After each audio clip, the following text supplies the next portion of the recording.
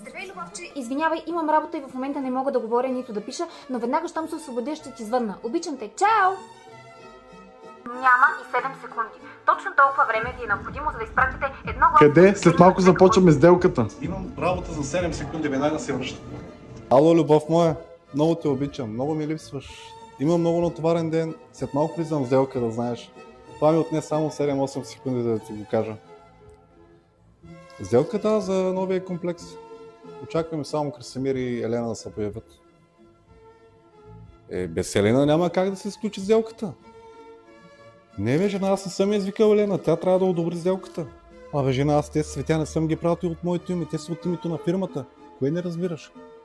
Така ли? Аз знам кой те учи на тези глупости. Да, твой е фитнес инструктор. Ама ще му го набия много скоро време и на него, и на тебе, да знаеш. Как пък няма да ми позволиш да си видя децата? Стой там и сега идвам аз.